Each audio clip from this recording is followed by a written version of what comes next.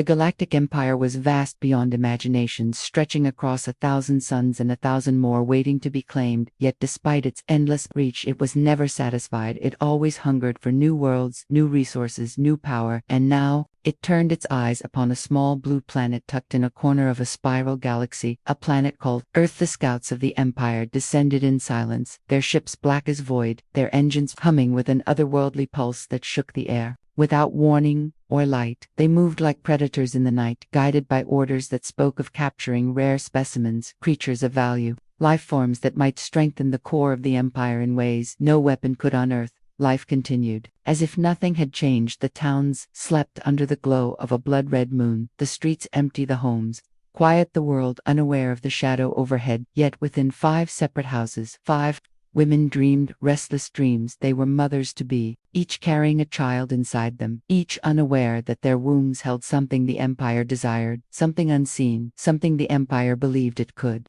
harness for its own twisted design. The order was simple: take them alive, take them swiftly, and take them without trace. The scouts obeyed with ruthless efficiency. They entered homes as silent shadows, slipping through doors without creak, passing through walls with technology far beyond human understanding. They carried no mercy, only the mission. One by one, the women were taken, a soft cry muffled before it could rise, a bed left empty and cold, a family left to stir in their sleep, unaware that their lives were about to shatter. And by dawn there would be no answer to the question of where the women had gone. The first was taken from a small village, where she lived with her husband, who worked late nights in the fields. She had just whispered a prayer before closing her eyes, and when she opened them again she saw only the glass walls of a cage high above the earth. The second was lifted from a city where lights burned through the night, her apartment filled with the hum of machines. She dreamed of her future child and the warmth of family, but woke to the silence of cold metal and the faces of soldiers without eyes to.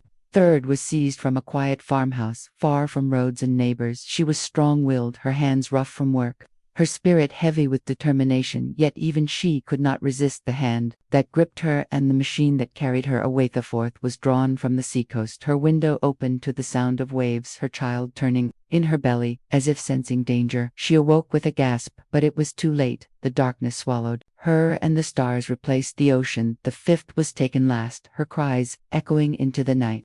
But no one heard. The scouts vanished as quickly as they came, and in their absence only silence remained, a silence so deep that it felt as if the earth itself knew what had been lost. By dawn, the families would awaken to find empty beds and cold pillows, their voices breaking as they called out names that would never be answered. The Empire left no trace, no shadow, no sound, only the hollow echo of a mistake it did not yet understand. The red moon drifted slowly across the sky as if it bore witness to the theft, and yet gave no warning to those who slept below. The night seemed ordinary to the eyes of humanity, but above the clouds the silence was torn open by the engines of an empire that cared nothing for the lives it had taken. The 5 women, now trapped within a starship of cold iron and endless corridors, lay in silence, their hearts racing, their eyes darting as they tried to understand what had happened. Each one carried fear, yet beneath the fear there was also a spark of fire, the fire of mothers who would not surrender easily, no matter how great the power against them.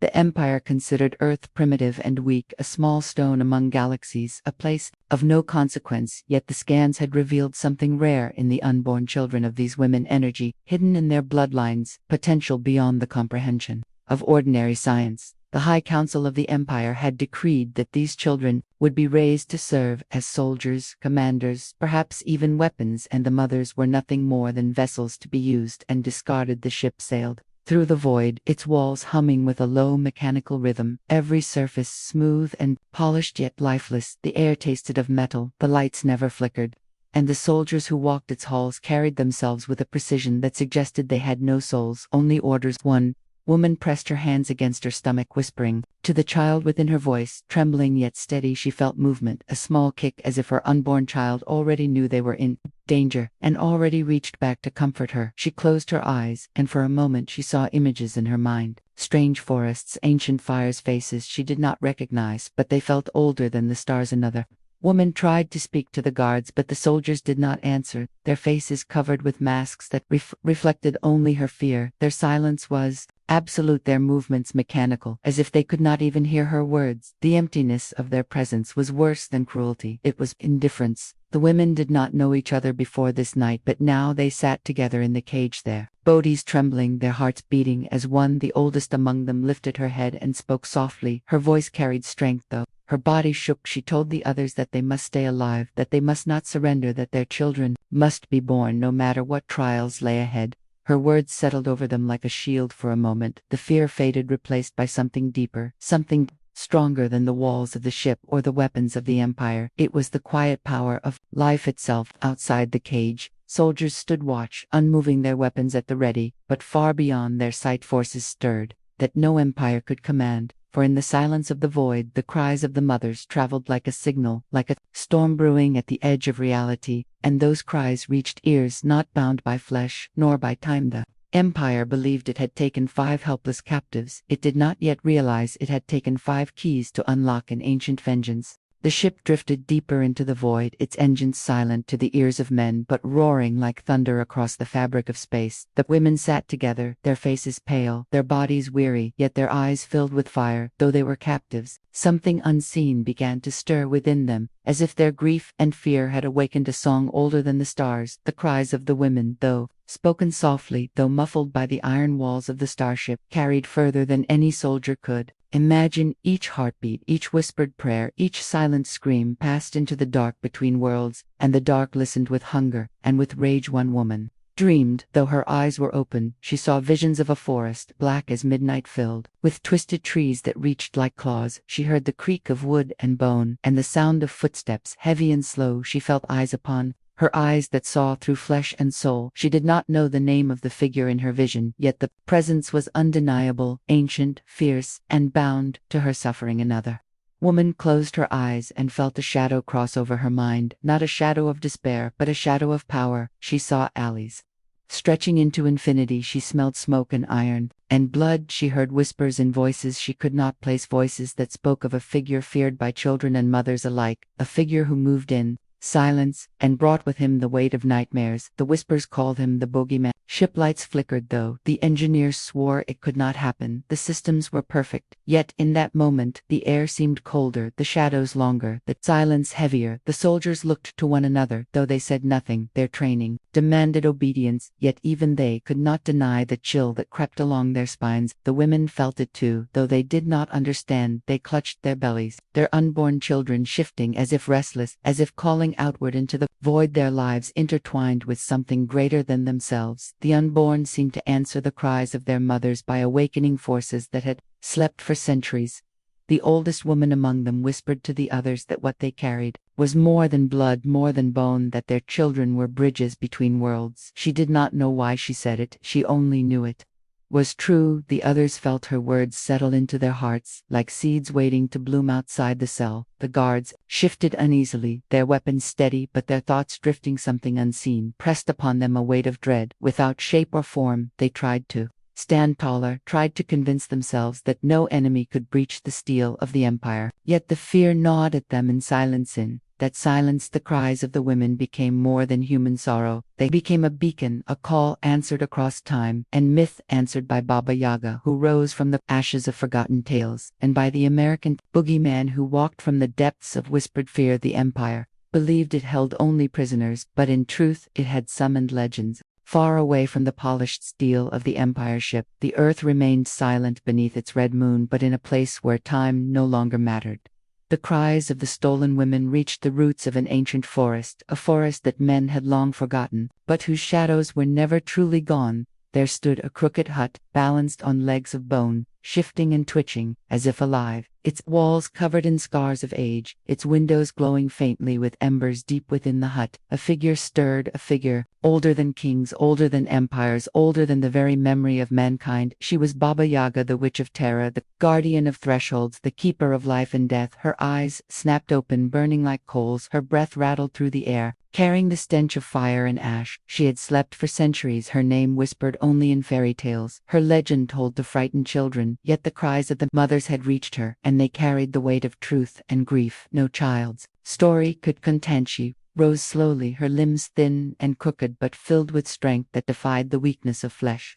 Her hands gripped a staff made of wood that had tasted storms and blood. Her nails, long and black, scraped across the floor. As she moved, the hut groaned beneath her as if it too knew the time had come. The forest around her shivered, leaves twisting though no wind blew, roots pulling back into the earth, as if afraid of the power that walked among them. Animals fled into the distance, their howls carrying into the night, but the night itself bent toward her, as if bowing to its queen. She stepped outside the hut, her shadow stretching longer than her body, her presence bending the world around her. The stars above flickered, as if dimming in fear. Her voice cracked the silence, a voice both cruel and kind, both mother and monster. She whispered to the darkness that the children had been stolen, and that she would answer the theft with fire. The hut turned its gaze toward the sky, its legs stomping the earth as it began to move across unseen paths through places between worlds.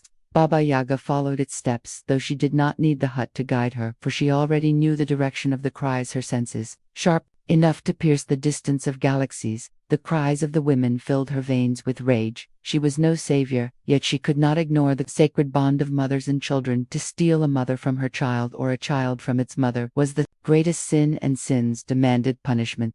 As she walked, the air burned behind her, trails of smoke rising where her feet touched the ground. Sparks of fire leaped from her staff, lighting the path ahead, though there was no path, only the endless dark. Between realms, the Galactic Empire, in its arrogance, had awakened a force it could not comprehend. Baba Yaga was not a soldier, she was not an empire, she was not a nation, she was the memory of fear, the spirit of vengeance, the breath of folklore given flesh, and she was coming.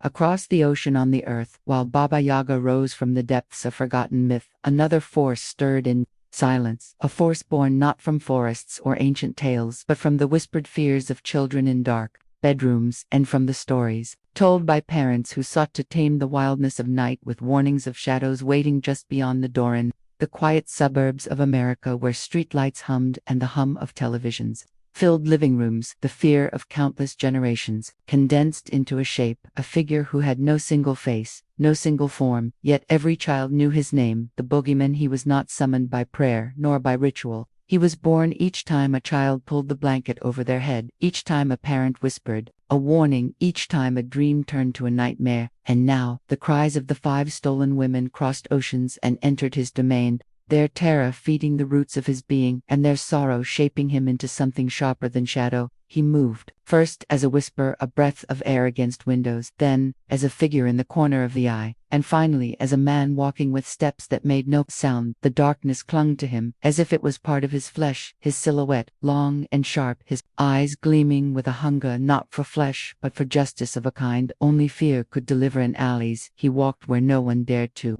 linger, in abandoned factories, in broken houses, in the echoes of nightmares, and every step pulled him closer to the sky above, the sky where the Empire ship carried its stolen captives. The Boogeyman had no weapons, yet every shadow was his blade, every silence his shield, every fear his armor. He did not need armies nor technology, for his very nature was to haunt, to stalk, to strike unseen, and the cries of the women gave him purpose stronger than any story that had birthed him. Children woke from their sleep that night, trembling, though they did not know why. They told their parents they had seen him standing by the window. They said the Boogeyman was real, and their parents laughed nervously, though their laughter felt thin, for something deep inside them to recognize the truth. The Boogeyman was not good nor evil. He was balance, he was terror, shaped into flesh, and now he had chosen a side. The mothers would not be abandoned, the unborn would not be broken. He would rise into the void and follow the scent of fear until he reached the thieves who thought themselves untouchable. The Galactic Empire did not know his name, it did not record him in archives, it did not count him among the enemies of its power. And that was their mistake, for the Boogeyman thrived on being unseen and unknown, and when he arrived, they would not understand. Until it was too late. From the forests, Baba Yaga walked with fire. From the shadows, the Boogeyman crept with silence, and together, though they had never spoken, though they had never met, their paths now converged toward the same destiny: the rescue of 5 mothers and the reckoning of an empire. The Galactic Empire believed itself invincible, its soldiers trained from birth to obey, without question, its weapons forged with the power to tear apart planets, its fleets vast enough to blot out the light of stars, and yet for all its strength, it could not see what approached from the dark. On the starship where the 5 women were held, the guards walked their patrols with precision. their boots striking the floor in unison, their helmets reflecting only the sterile glow of the lights above, and their weapons clutched tightly, as if nothing could ever threaten them. The air was cold, the walls hummed with the rhythm of machinery, and still something unsettled them, though they did not speak of it. It began with small things, a flicker of light where no system had failed, a shadow moving though no soldier walked the corridor, a whisper that seemed to come from inside their own helmets. Soldiers gripped their weapons tighter and dismissed their unease as fatigue, but the unease grew on. Soldiers swore he heard laughter faint and broken like the sound of old wood snapping. Another said he smelled smoke, though the air was filtered and pure. One by one, their nerves began to fray, though their discipline forced their bodies to remain still. The women in their cage felt it too. The oldest among them closed her eyes and told the others that something was coming.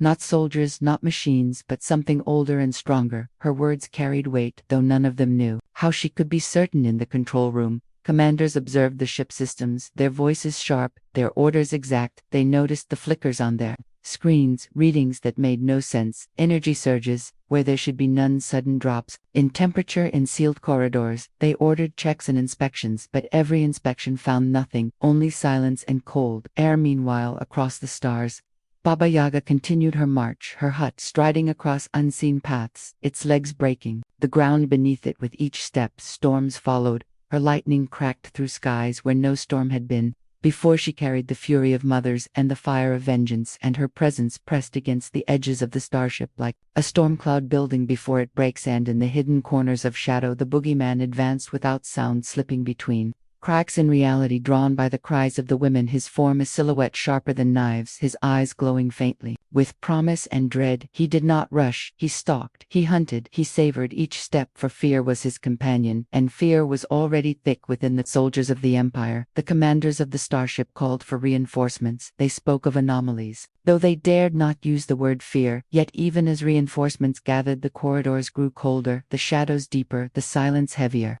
as if the ship itself had begun to hold its breath. The Empire did not yet understand, but it had already begun to fight a war it could not win, for its enemy was not flesh or machine, but legend and terror, and the will of mothers who refused to be broken. The first scream tore through the corridors like a blade, though no soldier admitted to hearing it. The sound echoed off the steel walls until it was impossible to tell where it began. One patrol simply vanished, their signals cut off, their weapons silent. The control room demanded answers, but the cameras showed only darkness. The corridor swallowed in shadow, as if the ship itself refused to reveal what had happened. The boogeyman moved, unseen, his form sliding from one shadow to another, his hands cold as night, his presence heavy as a nightmare. Soldiers felt the air thicken. They raised their rifles, but the darkness moved faster, striking before their eyes could adjust. One soldier collapsed, clutching his throat, though no wound could be seen. Another fired wildly, only to have the light of his weapon swallowed by blackness. His screams muffled before they could carry. Fear spread quickly.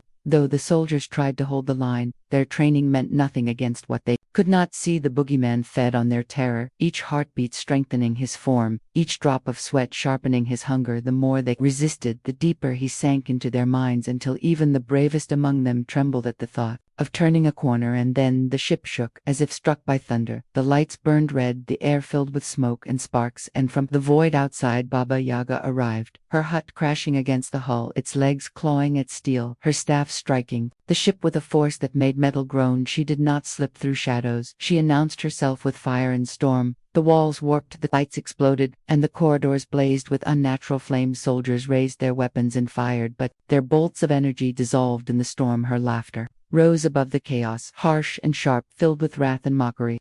She walked through the fire, unburned, her eyes glowing with hatred that pierced the hearts of all who dared to stand against her. Together, the boogeyman and Baba Yaga tore through the starship, the silent predator in the storm of fire, one unseen, one unstoppable. The soldiers trapped between shadow and flame had no escape, no strategy, no hope. Corridors became graves, doors became coffins. Every scream, every shout only fed the nightmare that consumed them. In the cage, the 5 women felt the air tremble. The oldest whispered that the legends had come. The others clutched their bellies, their unborn children restless, kicking, as if rejoicing, as if aware that the fight was for them. Their fear turned into awe and their despair into fragile hope. Commanders barked orders, their voices cracking through the intercoms, but no one answered. Their screens filled with static. Their soldiers gone, their weapons useless. They had prepared for battle with rebels and fleets, but not for war with myth and vengeance. The impired storm within the starship raged without mercy. Flames devoured the steel walls, shadows swallowed the cries of soldiers, and the air shook with every step of Baba Yaga, her staff striking the ground like thunder. The boogeyman slipped between bursts of light, each movement swift and final. Their combined wrath turned the fortress of the empire into a place of ruin and fear. In the heart of that ruin, the 5 women waited, their cage trembling as the ship groaned around them. Sparks rained from the ceiling, the floor shook with every blow, yet the cage remained locked, its steel humming with the cruel precision of the empire. One woman pressed her forehead to the cold bars, whispering to her child that they would survive, though she could not see how. The oldest among them lifted her head and called out, her voice steady though the air burned. She told the others to hold on, that something greater than chains had already begun to work in their favor. As if her words carried weight, the locks sparked, the bars hissed with heat, and then cracked as if the ship itself could no longer contain them. Doors burst open with a force that was not mechanical. Baba Yaga appeared, her shadow filling the room, her eyes burning with fire. She did not speak in words that could be understood, yet every woman felt the meaning within her gaze. She was there for them, not as savior, not as saint, but as vengeance incarnate, and vengeance had chosen them. One by one the women stepped free, their legs weak, yet filled with the strength they had not known before. They clutched their bellies, their unborn children, moving with restless energy as if stirred by the fire that now surrounded them. The flames parted for them, as if the ship itself recognized that they were no longer captives, but the heart of something greater. The boogeyman lingered in the shadows of the chamber, his presence heavy, his eyes watching them, though he spoke no words. His silence was enough. The women knew he was there for them, as protector, as hunter, as executioner of the ones who had taken them together. They began their path through the ship, walking between wreckage and fire, Baba Yaga clearing the way with storms, her staff smashing barriers as if they were paper. The boogeyman striking unseen at soldiers who dared to come near. The women did not stumble, though fear clung to them, for within them burned a light fueled by their children and by the legends that now fought at their side. The ship's alarms wailed, commanders shouted orders, but no system could contain what moved within their walls. Escape pods launched in panic, officers fled without dignity, yet no matter how far they ran, the echo of Baba Yaga's laughter and the silence of the boogeyman followed them. At last, the women stood at the breach, torn open in the hull by the hut of Baba Yaga. The void stretched before them, infinite and terrible, yet they felt no fear, for the legend stood beside them. The flames wrapped around them like cloaks, and the shadows shielded them. The storm within the starship raged without mercy. Flames devoured the steel walls, shadows swallowed the cries of soldiers, and the air shook with every step of Baba Yaga, her staff striking the ground like thunder. The boogeyman slipped between bursts of light, each movement swift and final. Their combined wrath turned the fortress of the empire into a place of ruin and fear. In the heart of that ruin, the 5 women waited, their cage trembling as the ship groaned around them. Sparks rained from the ceiling, the floor shook with every blow, yet the cage remained locked, its steel humming with the cruel precision of the empire. One woman pressed her forehead to the cold bars, whispering to her child that they would survive, though she could not see how. The oldest among them lifted her head and called out, her voice steady though the air burned. She told the others to hold on, that something greater than chains had already begun to work in their favor. As if her words carried weight, the locks sparked, the bars hissed with heat, and then cracked as if the ship itself could no longer contain them. The doors burst open with a force that was not mechanical. Baba Yaga appeared, her shadow filling the room, her eyes burning with fire. She did not speak in words that could be understood, yet every woman felt the meaning within her gaze. She was there for them, not as savior, not as saint, but as vengeance incarnate, and vengeance had chosen them. One by one the women stepped free, their legs weak, yet filled with a strength they had not known before. They clutched their bellies, their unborn children moving with restless energy, as if stirred by the fire that now surrounded them. The flames parted for them, as if the ship itself recognized that they were no longer captives, but the heart of something greater. The boogeyman lingered in the shadows of the chamber, his presence heavy, his eyes watching them, though he spoke no words. His silence was enough. The women knew he was there for them, as protector, as hunter, as executioner of the ones who had taken them together. They began their path through the ship, walking between wreckage and fire, Baba Yaga clearing the way with storms, her staff smashing barriers. As if they were paper, the boogeyman striking unseen at soldiers who dared to come near the women did not stumble, though fear clung to them, for within them burned a light, fueled by their children, and by the legends that now fought at their side. The ship's alarms wailed, commanders shouted orders, but no system could contain what moved within their walls. Escape pods launched in panic, officers fled without dignity, yet no matter how far they ran, the echo of Baba Yaga's laughter and the silence of the boogeyman followed them at last. The women stood at the breach torn open in the hull by the hut of Baba Yaga. The void stretched before them, infinite and terrible, yet they felt no fear, for the legends stood beside them, the flames wrapped around them like cloaks, and the shadows shielded them like armor. They were no longer prisoners, they were survivors, carrying within them the promise of something greater than the Empire could ever destroy. The children had been spared, the mothers had been freed, and the storm was not over. Like armor, they were no longer prisoners, they were survivors, carrying within them the promise of something greater than the Empire could ever destroy. The children had been spared, the mothers had been freed, and the storm was not over, had never fought an enemy that could not be measured or defined. Baba Yaga's staff cracked against the walls, flames consuming the steel,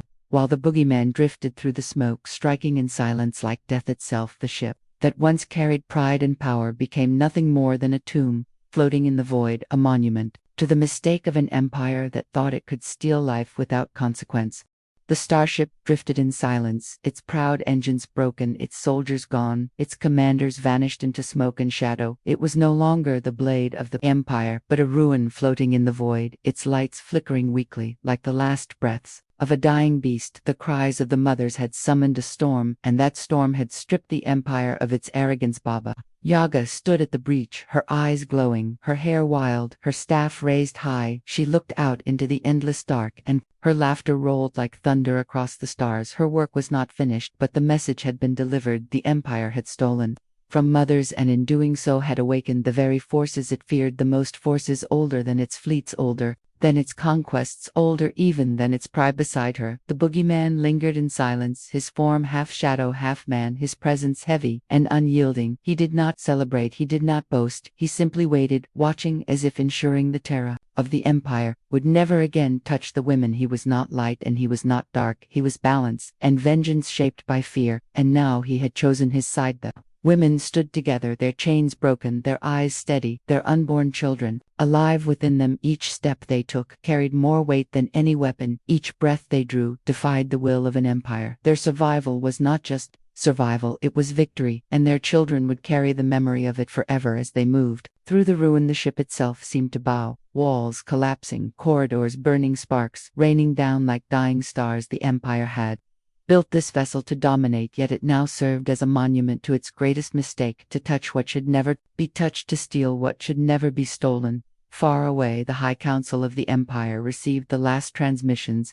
Static, broken screams, shadows moving through fire. They spoke of anomalies, of forces that defied all reason, but the truth was simple. The Empire had waged war against the bond of mothers and children, and no empire could win such a war on Earth. Families woke to find their loved ones returned, their arms filled with survivors who had looked into the abyss and emerged stronger. Though the scars of their journey remained, their voices told stories of shadows and storms, of witches and monsters that fought not against them but for them, and humanity listened. Legends that had been whispered in fairy tales and warnings once meant to frighten children were no longer just stories. Baba Yaga was real, the boogeyman was real, and they had stood with humanity when the stars themselves turned cruel. The Empire fled from Earth. It did not return. It carried its fear into the void, haunted by the memory of a ship consumed by shadow and fire, haunted by the cries of women it could never break, haunted by the laughter of Baba Yaga and the silence of the boogeyman. The 5 women lived their lives carrying children who would grow into the future of humanity, children who would never forget that their first breath was won by legends that rose from myth when the innocent were taken their lives, proof that when darkness threatened, life itself would rise to fight. The Galactic Empire had fallen not in battle with fleets or weapons, but in the presence of 5 mothers whose cries awakened fear older than stars and power stronger than empires.